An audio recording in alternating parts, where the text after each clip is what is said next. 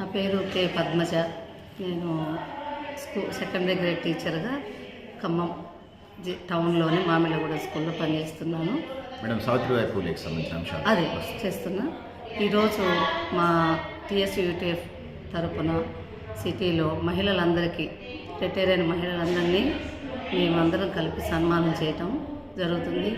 ఇది సావిత్రిబాయి పూలే గారి జన్మదిన సందర్భంగా చేస్తున్నాం. అయితే ఇప్పటి వరకు కూడా మేము సావిత్రిబాయి పూలే జన్మదిన దాన్ని మేము ఏర్పాటు చేసుకుంటున్నాం, కార్యక్రమాలు నిర్వహించుకుంటున్నాం. కానీ ఈ సంవత్సరం గవర్నమెంట్ కూడా అధికారికంగా సావిత్రిబాయి పూలే మహిళా దినోత్సవంగా చేసుకోమని మాకు అధికారికంగా ఇచ్చినందుకు మేము చాలా సంతోషిస్తున్నాం. ఈ విధంగా మాకు కూడా మహిళలకు కూడా ప్రత్యేక ఈ సమయంలో ఏమనిపిస్తుంది, మహిళలకు కూడా ప్రత్యేకంగా ఒక గుర్తింపు. జనరల్గా దేశం మొత్తానికి మనకి సెప్టెంబర్ 5న టీచర్స్ దినోత్సవం జరుపుకుంటున్నాం. అలా కాకుండా మాకు జనవరి 3న ఈ అవకాశం వచ్చింది. ఇది ఎందుకు వచ్చింది, ఆ జనవరి 3 సావిత్రిబాయి పూలే రోజు జయంతి రోజే ఎందుకు వచ్చింది అనే దానికి మనకి మొట్టమొదటి మహిళా టీచర్ తను. మహిళా టీచర్ అనగానే ఒక ప్రభుత్వ ఉద్యోగి కాదు. ఆ రోజుల్లో గత 18వ శతాబ్దంలో జన్మించిన సావిత్రిబాయి పూలే ఆ రోజుల్లో బయటికి రావడం అనేది లేదు. గడప దాటి మహిళలు బయటికి రాలేదు. బయట మొహం కూడా ఎవరికి కనిపించనేయలేదు. ఇంటికే అంకితం చేశారు. అలాంటి రోజులు ఎన్నో సంవత్సరాలు గడిచిపోయిన ఆ టైంలో తనకి అందరిలాగే 9వ ఏటలో మ్యారేజ్ చేశారు. అతను భర్త పేరు జ్యోతిరావు పూలే. అతనికి కూడా 13 సంవత్సరాలే. కానీ ఆయనకు కూడా ఒక ఆలోచన ఉంది, ఎవ్వరికి మగవాళ్ళకి లేని ఆలోచన. లేకపోతే తను ధైర్యంగా మనసులోది బయటికి పెట్టవచ్చు. జ్యోతిరావు పూలే గారు పెట్టి తను ఏం చేశాడంటే, ముందు నేను చదువుకొని నా భార్యను కూడా చదివించాలి, మహిళలు ఎందుకు చదవకూడదు, వాళ్ళు ఎందుకు ఇంటి పనిలోనే ఉండాలి అని చెప్పేసి తన ఫస్ట్ స్టెప్ తన భార్య దగ్గర తీసుకొని తనకు చదువు చెప్పించి తనని బయటికి తీసుకొచ్చాడు. ఆ బయటికి తీసుకొచ్చినప్పుడు ఆ రోజుల్లో బయటికి తీసుకురావడం అంటే చాలా పెద్ద యుద్ధాలే, ఉద్యమాలే.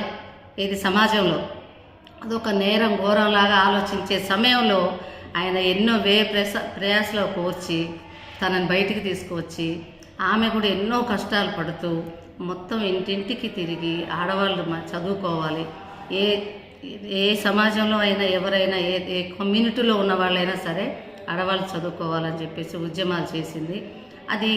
ఆ ఉద్యమం ఎంతవరకు వచ్చింది, ఒక్క మనిషి ఆలోచన, ఒక్క మనిషి గడప దాటితే ఈరోజు సమాజంలో మహిళలు మొత్తం చదువుకుంటున్నారు. మా అందరికీ అవకాశం వచ్చింది, మా పిల్లలకు అవకాశం వచ్చింది. ఈ అవకాశాన్ని మనందరికీ కల్పించింది మొదటి మహిళ సావిత్రిబాయి పూలే గారు. అందుకోసం ఆమెని మనం తరతరాలుగా ఇక ముందు కూడా మర్చిపోకుండా ఉండాలి. మహిళలు, సమాజం ఎవరైనా సరే ఆమె అడుగును మర్చిపోకుండా తనను ముందుకు తీసుకుపోవాలి అంటే ప్రతి ఏటా ఆమెకి ఏదో ఒక రకంగా ఒక కార్యక్రమాలు చేపట్టి అందరికీ గుర్తు చేయాలి. ఆ ఉద్యమం గురించి అందరికీ తెలియజేసినప్పుడే ఈ విధంగా మేము పైకి వచ్చామా, లేకపోతే మేము ఈరోజు చదువుకోలేమని ఈరోజు పిల్లలు కూడా అనుకోవాలి. ఈరోజు పిల్లలకి తెలియదు కదా ఎట్లా జరిగింది, ఇలాగే ఉందేమో, పాత రోజుల్లో కూడా ఇలాగే ఉందేమో అనుకునే వాళ్ళు చాలామంది ఉన్నారు. కానీ లేదు, ఎన్నో కష్టాలు పడితే ఆడవాళ్ళు బయటకు వచ్చి చదివారు అని చెప్పేసి దాన్ని ఇప్పుడున్న పిల్లలకి, ముందు తరాల వాళ్ళకి అందించటం కోసం నాకైతే ముఖ్య ఉద్దేశం అయితే ముందు తరాల వారికి అందించడం కోసమే ఈ కార్యక్రమాన్ని నేను చాలా సంతోషంగా జరుపుకోవటానికి ముందుకు వచ్చాను. ఇంకొక ఆదర్శం ఏంటి అంటే, ముందు తరాల పిల్లలకి అందరికీ, మగపిల్లలు ఆడపిల్లలు ఎవరైనా సరే వారి మనసులో కూడా చాలా ఉంటాయి ఈ సమాజంలో మార్పు తీసుకురావాలనే ఆలోచనలు. కానీ ఎవ్వరు కూడా ఏమనుకుంటారు, నా ఒక్కళ్ళ వల్ల అవుతుందా, నాకు ఆర్థిక బలం లేదు, ప్రజాబలం లేదు, నేను ఎలా ముందుకు పోయి నా మనసులో ఉన్న ఒక మాటని ఉద్యమంలాగా తీసుకురాగలను అని ఎంతోమంది వెనకబడి వాళ్ళ ఆలోచనలు వాళ్ళలోనే నీరుగార్చుకుంటున్నారు. అలాంటి మంచి ఆశయాలు ఎవరైనా ముందుకు తీసుకురావాలి అని అనుకున్నప్పుడు ఈమె జీవిత చరిత్ర, ఈ సావిత్రిబాయి పూలే గారు ఎంత మామూలు కుటుంబంలో పుట్టి ఆర్థిక బలం కూడా లేకుండా తను ఒక్కతే ఒక్క మహిళ అడుగేస్తే కొన్ని సంవత్సరాలకి ఆ మహిళతో పాటు 100, 200, 1000, లక్షలు అడుగులు ముందుకు పడి సమాజమే ఈరోజు మారిపోయి మహిళలు కూడా పురుషులతో సమానంగా చదువుతున్నారు, అన్ని కార్యక్రమాలు చేస్తున్నారు, అన్ని రంగాలలో ఉన్నారు. కాబట్టి అది గుర్తుపెట్టుకోవాలి. ఒక ఉద్యమం చేయాలి అంటే ఎటువంటి సపోర్టు లేకున్నా సరే మనం ఒక అడుగు ముందుకేస్తే ఒక్కొక్క అడుగు అదే 1000, లక్షలు అవుతాయి. కాబట్టి ఇంకా ఈ సమాజంలో ఎవరైనా మంచిని ఇట్లా ముందు తీసుకురావాలి అంటే మీరు అడుగు వేయండి. మీరు అడుగేస్తే మీ వెనక వేసేవాళ్ళు చాలామంది ఉంటారు. ఇలాంటి ఉద్యమాలను ఆదర్శంగా తీసుకొని వాళ్ళు కూడా ఇక ముందు వాళ్ళు కూడా మంచిగా చదవాలి, మంచి ఉద్యమ మార్పులు తీసుకురావాలి. ఆ మార్పు కోసం ముందు అడుగు వేయాలి అని నాకు ఈ కార్యక్రమం ద్వారా పిల్లల ముందు తరాల వాళ్ళకి తెలియచేస్తున్నామనే ఒక ఆనందం నాకు కలుగుతుంది. తర్వాత మనకి ఇంకొకటి, ఈ సావిత్రిబాయి పూలే గారు ఇచ్చిన ఈ స్వాతంత్రాన్ని మహిళలు సక్రమంగా వినియోగించుకోవాలి.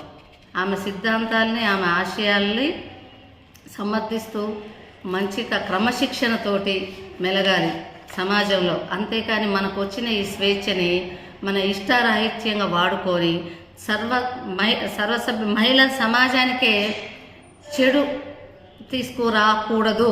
పిల్లలంటే పద్ధతిగా ఉండాలి, సమర్థవంతంగా ఉండాలి, క్రమశిక్షణగా ఉండాలి, ఎదుటి వారికి ఆదర్శవంతంగా ఉండేటట్లే పిల్లలు, చదువుకునే పిల్లలందరూ కూడా స్త్రీలు చక్కగా ఉండి మార్గదర్శకంగా ఉండండి. కానీ సమాజంలో నవ్వుల పాలయ్యేటట్టు చేయకూడదు. మనకి అవకాశాన్ని తను ఇచ్చింది, ఆ ఇచ్చిన స్వాతంత్రాన్ని మనం సద్వినియోగం చేసుకోవాలని ముందు తరాల మహిళా విద్యార్థులకు నేను ప్రాధాయపడుతున్నా.